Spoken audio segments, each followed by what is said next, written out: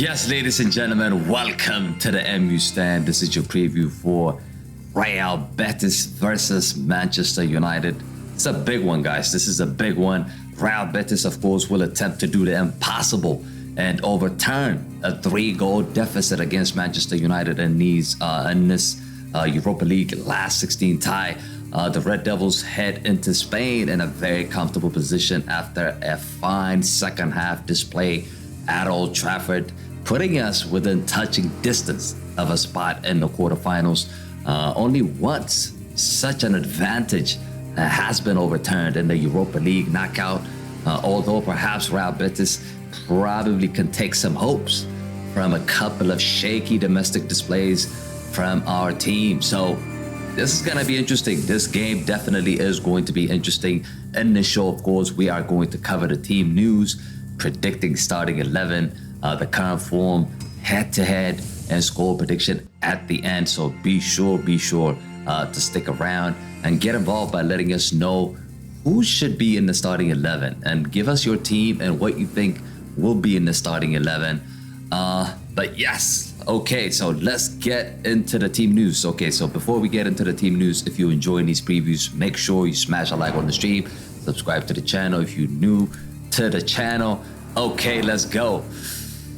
Okay, so team news is here. So Manchester United are set to be without the winger Alejandro Garnacho ahead of the Europa League round of 16 second leg against Real Betis in Spain. So he would not be fit. Antony Martial is another one, and Marcel Sabitzer are also injured. Doubts for the trip to Seville. Erik ten Hag obviously will be hoping to have Victor Lindelof available again after some illness. You're looking at our list. Our list is getting bigger. It's just getting bigger. Martial has been training with the rest of the group, but ten Hag is being very cautious about him returning. I think he's taking it very slowly before he just puts him into the team. The Frenchmen, of course, have a hip problem that has kept him out since the beginning of February. So that's a long time. The extent of the Australian loanee's problem is yet to be clear. I don't know why Erik ten Hag is really not talking about Sabitzer and what's going on. When is he going to return? What's the problem? He's not trying to let us know, but hopefully he does have a press conference on Wednesday. So hopefully he tells us what's going on with Sabitzer, because he's needed. He's needed in the middle of the park. A lot of games that we are playing. Manuel Pellegrini looks set to be without centre-back Luis Felipe for Thursday night's game. Obviously, Nabil Fekir, their main guy, is out for the season. The fellow midfielder playmaker Sergio Canales has started the game since he started the game in the weekend. Also, he played that game against Villarreal and the 1-1 draw.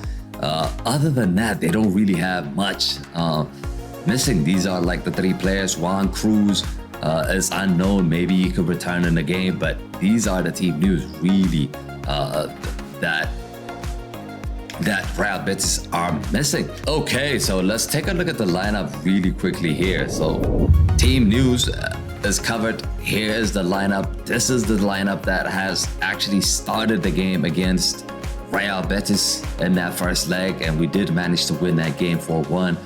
We're gonna make a few tweaks into this lineup. I don't think it needs much change, but I do believe that we're gonna make a few changes in this lineup. David De Gea, I guess. Obviously, David De Gea will stay in goal. Dalot, I think he should be subbed out. I think we need to put Wan-Bissaka in because Wan-Bissaka is strong defensively. We know Wan-Bissaka is strong defensively, and we don't need to score away from home, really. We have 3-goal cushion, so I do expect us to be more conservative. So for that reason, I think Wan-Bissaka should play. So Wan-Bissaka, Varane, Martinez, and Shaw. I don't want to mess around with the center backs because anything can happen in Europe when you play away from home. The likes of if you start putting in the likes of Maguire and Lindelof, you might concede a couple of goals and all of a sudden you find yourself in a lot of trouble. So I don't think we should gamble with our center backs. I think our center backs should stay the same. In the middle of the park, we do have Casemiro and Fred there. I don't think we need to change that. Casemiro, like I mentioned earlier, is going to be suspended for 4 games in domestic cup. So you might as well give him minutes in the Europa League. Here's another chance for him. But again, he needs to be cautious. He needs to be careful not to get sent off not to get a booking because you missed that second leg. Next to him, who else? Fred. I think instead of Scott McTominay, I prefer Fred. I think Fred and Casemiro, they complement each other. I really, really do.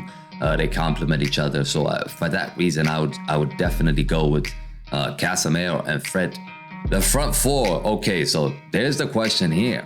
I mean, we do have players. Look, we do have players like Fred, Harry Maguire, Scott McTominay, Facundo Pellistri. They will all be eager to start this match. I'm pretty sure they are eager to start this match, having been actually involved in that Sunday's game from off the bench. So for sure, they're going to be looking to start these games. But I don't think Erik ten Hag likes to make a whole lot of changes in his team. He doesn't do that often. A lot of times, if you see the teams, there are a few changes in the lineup. He doesn't make a lot of changes in the lineup. So that's why I'm sticking with pretty much similar lineups here. Antony on the right, of course, you could debate that. You could definitely debate that because Pellistri have shown us some good stuff since coming on from the bench. In a couple of games, he was bright, taking on players, which Antony is not doing at the moment. But I do expect Antony to stay there.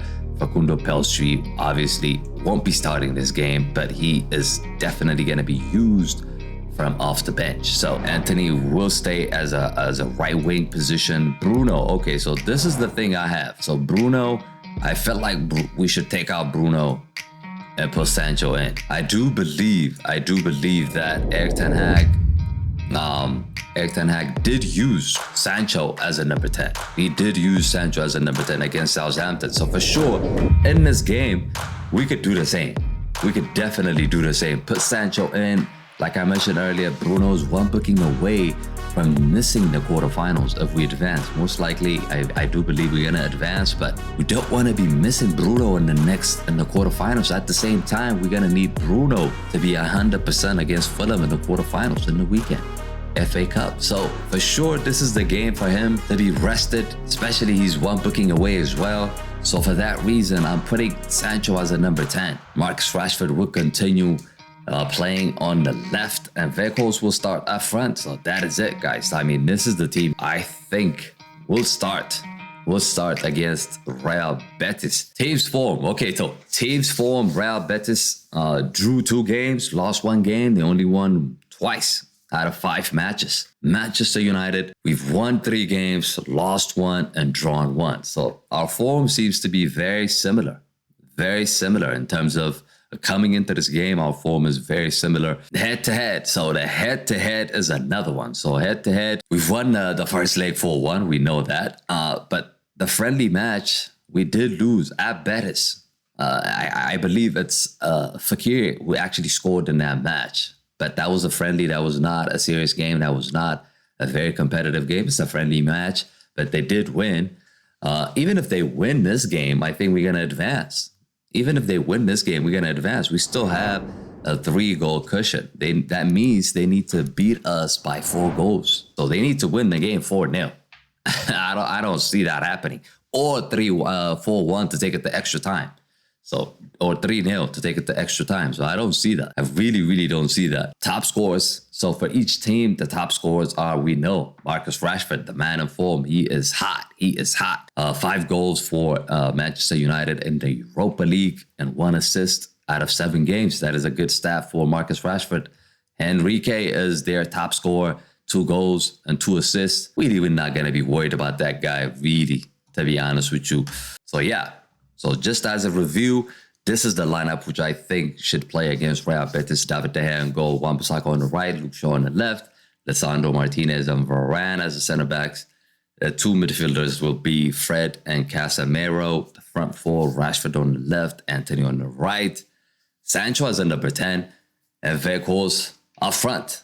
So yeah, that is the lineup. So dude, let me know if you actually disagree with these lineups and who would you change, who would you replace in this lineup? Dude, let me know in the comments section. Okay, so prediction time.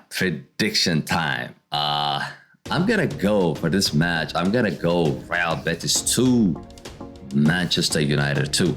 I feel like this game is gonna be a draw with a comfortable 3-goal cushion to protect. There's no reason to go to Betis gun-ho on the night. We really don't need to do that. Expect a much more low-key second half or second leg performance from Manchester United because we don't need to risk a lot. Our injury list is a concern, and Erik ten Hag would definitely avoid taking many risks on Spanish soil. So I do believe that we're gonna be more conservative. The game's gonna be tighter, closer. It's not gonna be end to end. That is my prediction for that match. And of course, Real Betis could take some courage. How Southampton did not score at Old Trafford. I mean, given that performance, given that match, what you saw in that match, we definitely have some gaps in our defense, especially for the past few games. It's been visible. It's been visible for everyone to see. So Real Betis, should come with some confidence, but I don't think they're gonna score. Like I said, I don't think they're gonna score 3 or 4. And I still have faith in Manchester United to come away at least with a draw and book our spot in the final 8. But yeah, that's what I think is going to happen in this match. But do let me know what you guys think about this game. But make sure you join us for the watch along as well. I'm going to be doing the watch along for this game on Thursday. So be sure to join us for that. But thank you again. Thank you all for watching. I'll see you guys on the next one. I am out. Peace.